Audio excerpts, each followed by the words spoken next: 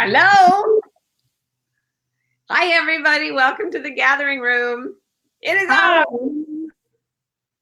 Hello, and it is I, Martha Beck, and Rowan the Gracious Badger Wombat in Australia.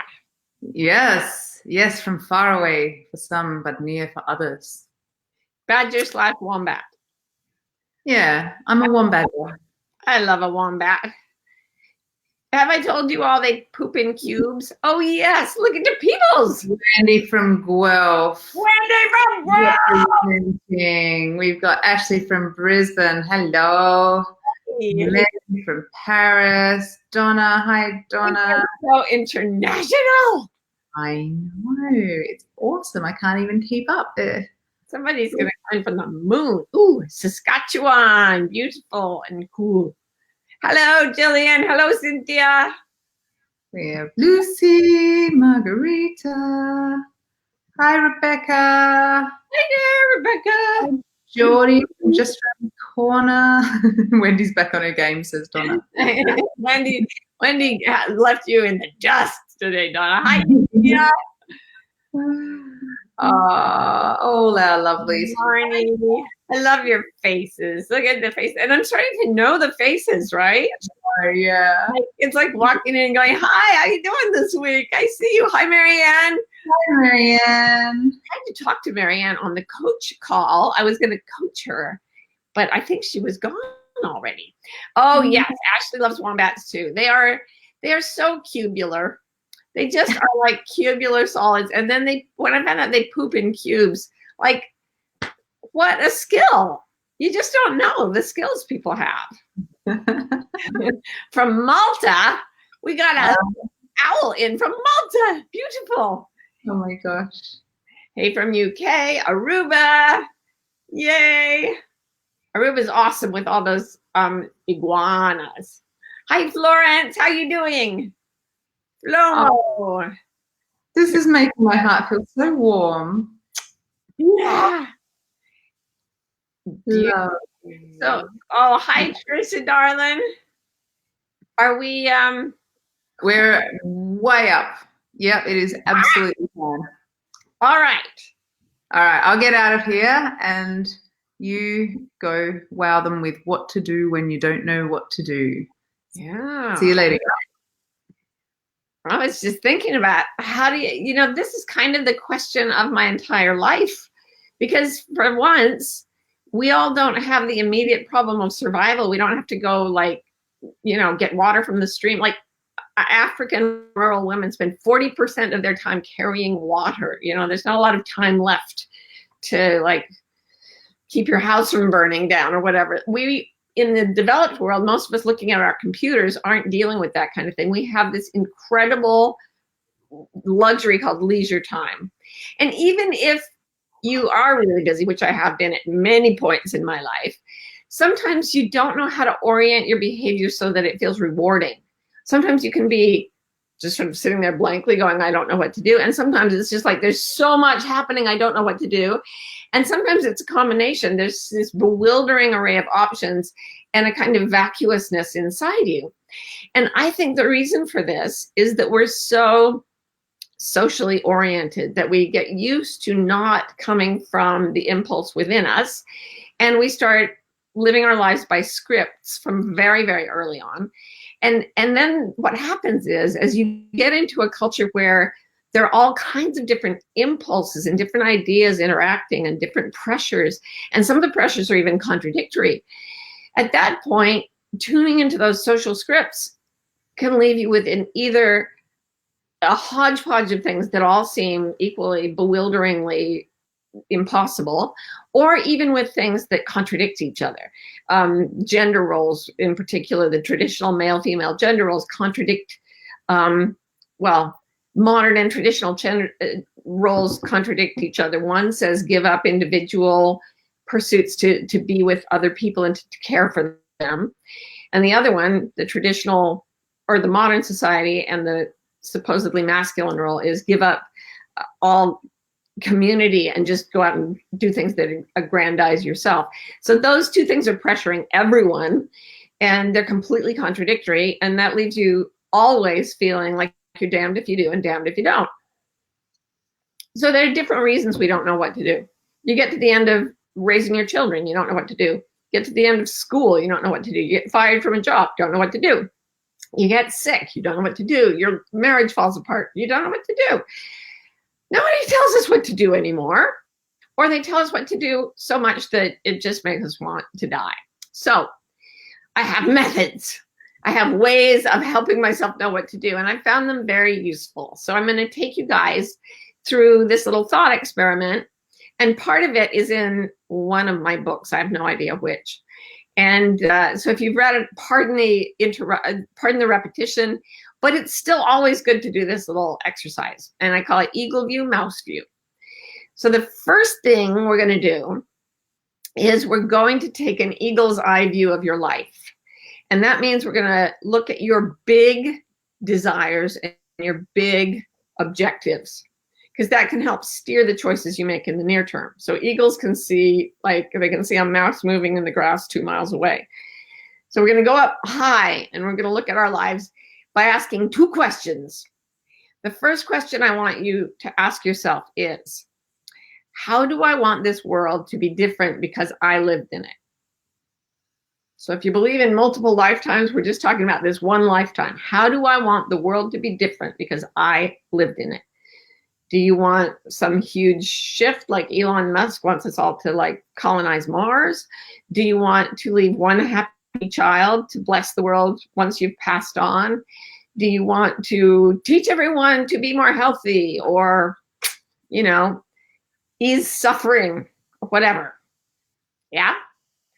So think about it. How do you want the world to be different because you lived in it? Just think of anything.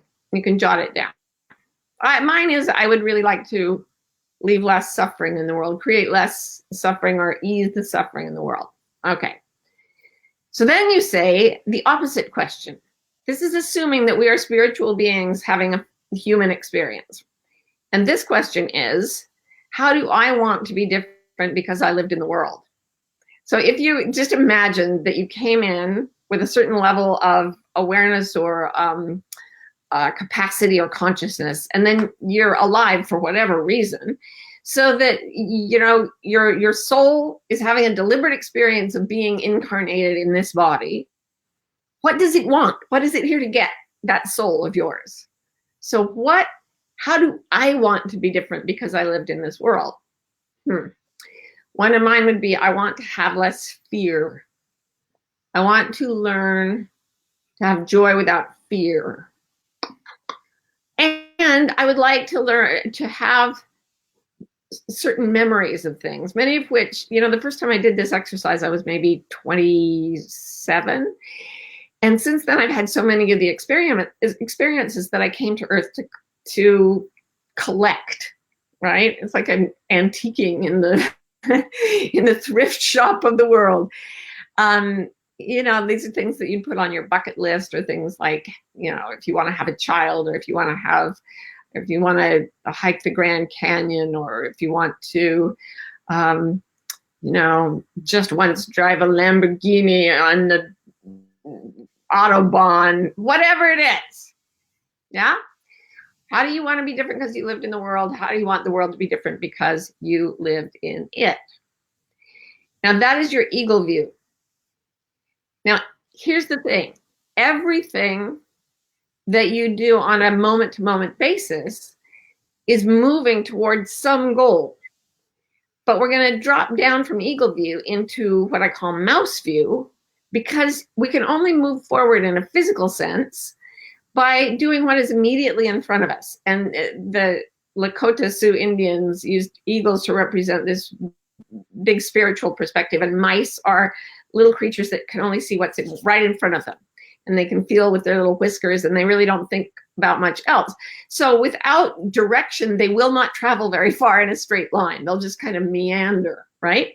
Now, most of us spend our lives meandering. We kind of go from one thing we've been trained to do to another thing we've been trained to do, and then we get a chance to do this, and someone gives us a job doing that, and we just kind of meander from thing to thing, going to whatever's in front of us. It rarely occurs to anyone that they could step back and change anything at any point. I love the students I I used to teach at Thunderbird Business School.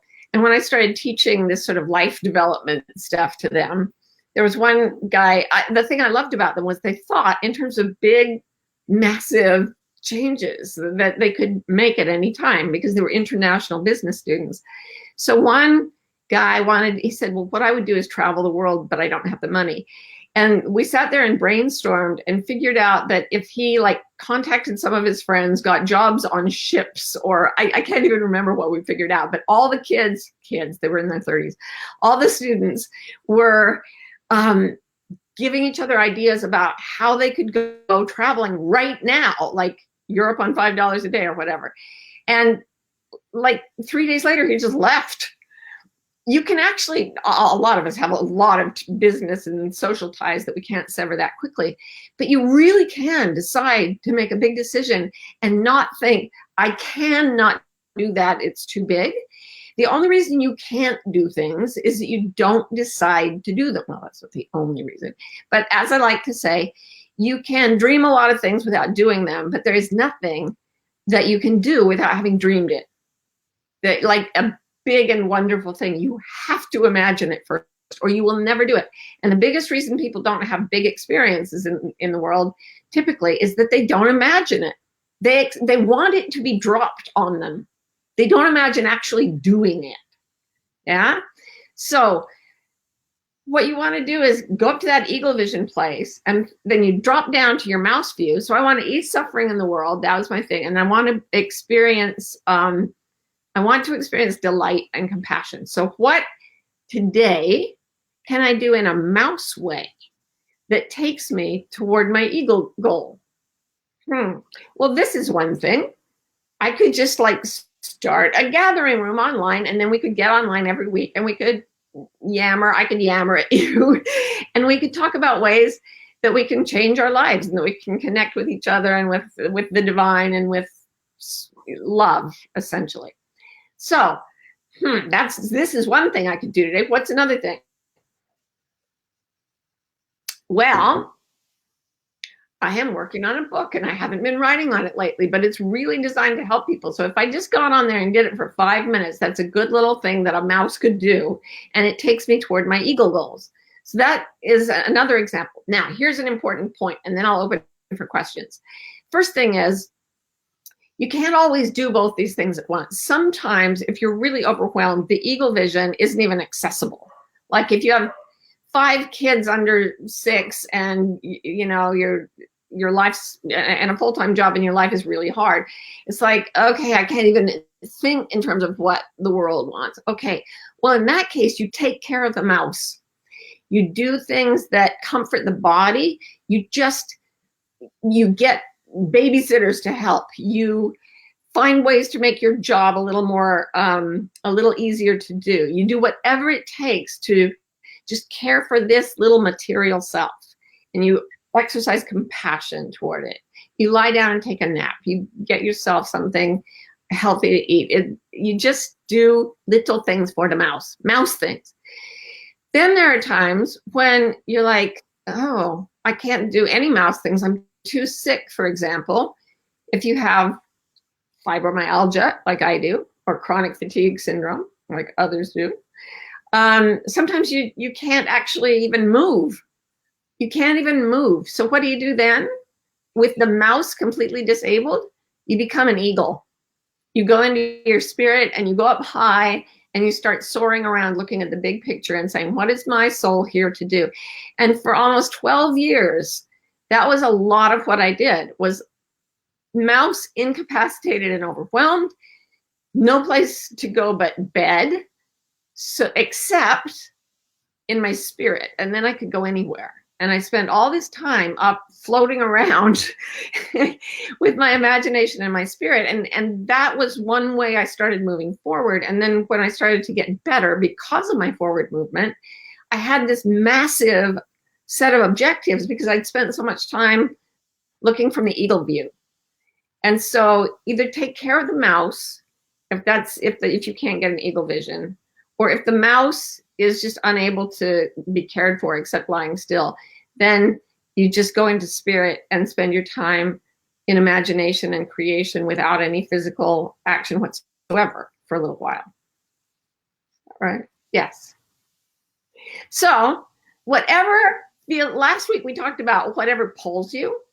And what the last thing I will say is that the thing, if there are several things that you could possibly do, you choose the one that sparks joy. Thank you, Marie Kondo.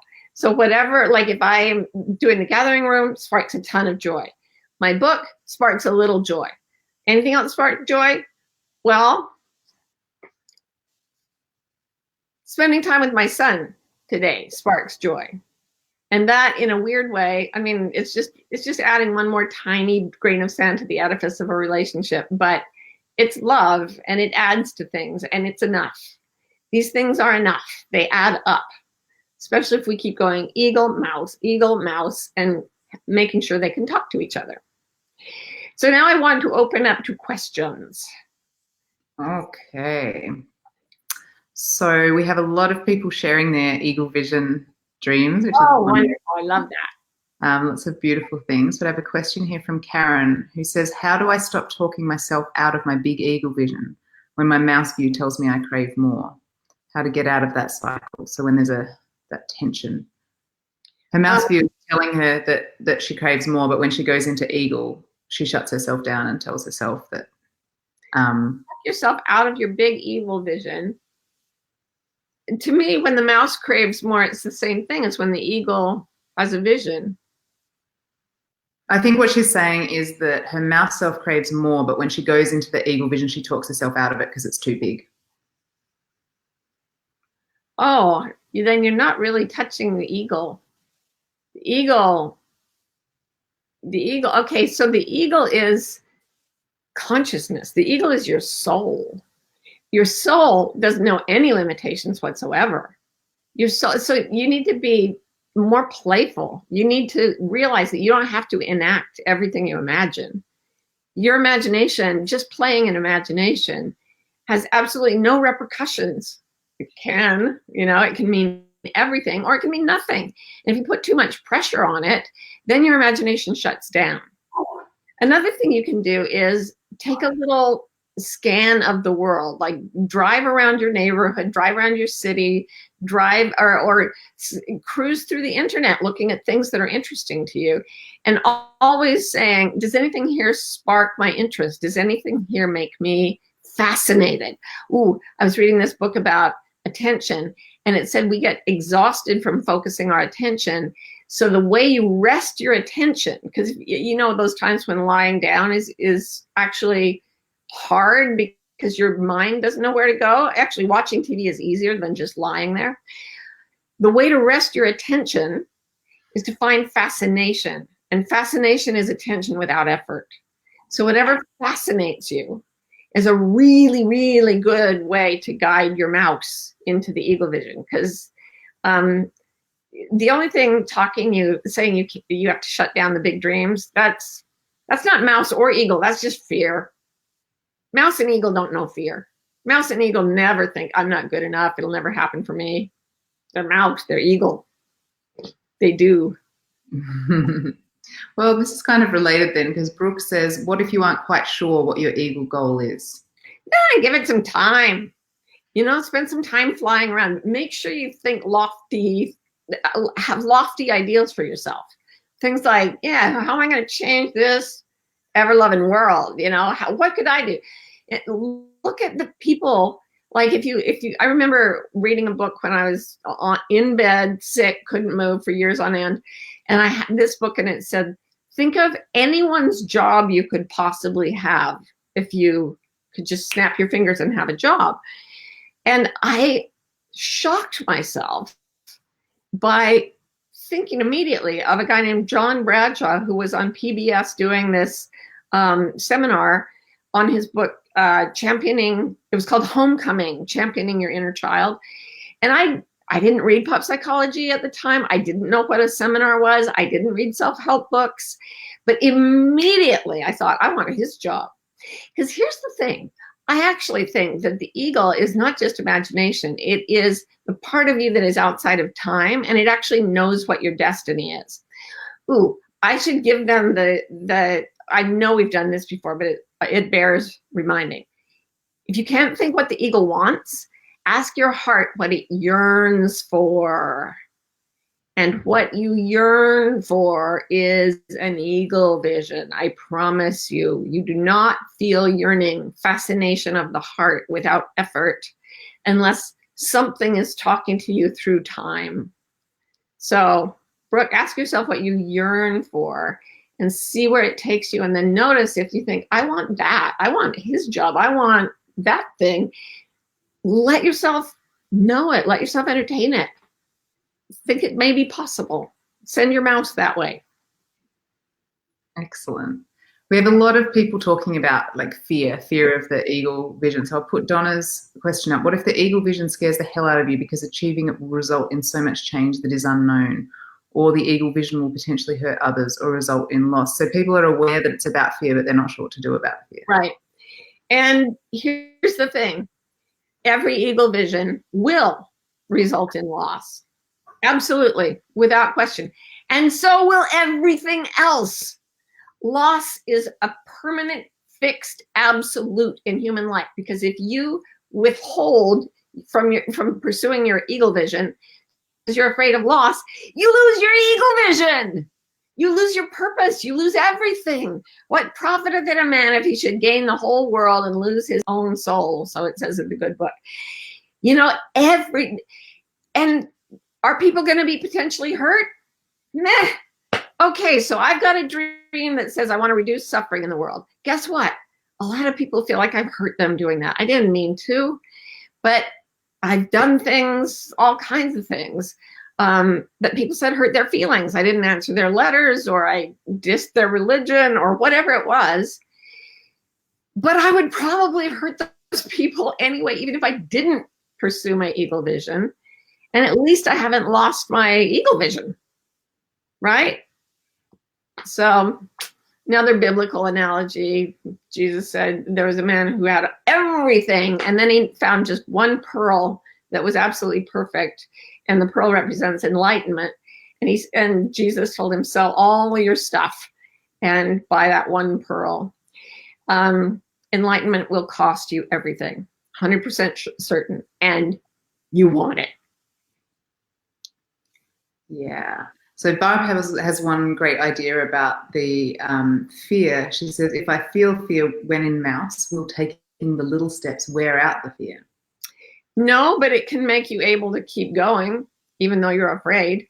And that's pretty much the best I've ever been able to do. No, that's not true. If you question your own thoughts and you stay rooted in the present moment and you don't project into future, there is no fear. That's a practice. It's not easy. But if you learn to take little steps and nothing really bad happens, and then you don't take steps sometimes, and guess what? Bad things still happen. Eventually you realize whether I do things or not, this is the kind of planet where scary things happen. And then you're like, okay, well, I could be scared and not move forward at all, or I could be scared and move forward a little bit every day, which is preferable. And then you do find as you take, when I was 14 years old, I realized I was either going to be agoraphobic, like under the bed agoraphobic, or I was going to have to do things that frighten me every day. So when I was 14, I made an absolute commitment that I would do at least one thing that frightened me every day, which was easy because everything frightened me. And it is true that if you actually pursue doing things that frighten you, you will end up having much less fear of most things because you'll do them. Like I had horrible fear of public speaking. I joined the debate team. I got up to give an impromptu speech and dropped in a dead faint. And I woke up and went, well, that's the worst that can happen when you're public speaking, and I'm still here. So now I have no fear of public speaking. I have a little fear of public speaking. I just don't listen to it. So yeah, it does help, but you'll always be afraid. So don't worry about being afraid, and that'll be less fearful. I have to say that I have the experience of when I feel overwhelmed by the magnitude of an eagle vision goal, taking small steps actually does reduce my fear of the large thing. So I have actually had that experience. That's true. I always have fear when I'm going forward, but if I try to do if I'm holding the entire massive job in mind, it's much more, it's not fear for me though, it's just discouragement and overwhelm. And if I break it down into tiny nugget-sized, mouse-sized chunks, then it's not as exhausting for me.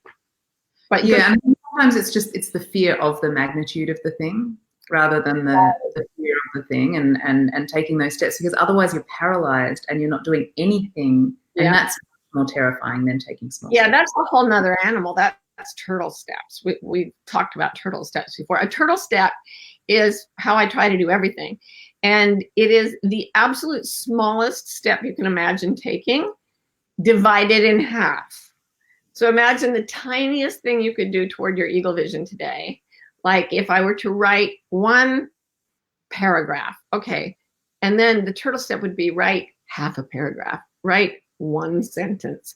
So, and if you break the turtle steps down small enough, then you get over the immensity of it. But it's interesting because some people feel fear of the immensity. I don't. I just feel exhaustion. So we might have got our signals crossed a little. So thank you for clarifying, Rowie Joey. I think it's just two different ways of looking at the same thing. I have Janice's question. What if you have eagle vision dreams that are outward driven, but you're more of an introvert? That is my case exactly. I am such a thoroughgoing introvert. I've been taking tests on the intranet, and I am so introverted. And yet here we sit with me screaming at my computer like any extrovert. And the thing is, you can find ways to be, to have an extrovision, while still satisfying your introverted habits. I had a session with a shaman in Africa once after I had a dream. You have to see the shaman. I didn't know this, but the shaman, they brought the shaman, and she started, she threw the bones, which is their way of divination. And she kept looking at the bones in great perplexity and saying, you talk to hundreds of people, but you never leave your house. So Janice, don't get stuck in thinking, well, if I'm an introvert, I can't do something big and extroverted. There is always a way that the mouse and the eagle can fit together. Only it's your specific particular mission, and it will happen in your specific particular way. And just believe in the yearning that's pulling you forward, and take those little steps when you're slightly frightened. You don't want to scare yourself too much. And the way that your introversion is meant to go out to the world will evolve. Yes. That is wonderful. I found a question. I got distracted reading all the other wonderful questions, and then I lost it. Oh, yes. Chris, you wanted to know, do you do nothing else and with no one else but what lines up with your vision and truth? Yes. Excellent. Well, I'm glad we got to the bottom of that. All right. So, Donna, how do you stop from self-criticism of the mouse view steps that are not good enough or are too little? Well, that's just your inner critic. That has no place in the mouse or the eagle. That is the monkey. And the monkey has to be given a task. And so they say in Asia, you make it, they say, give the monkey a stick and make him climb up it and climb down it and climb up it and climb down it.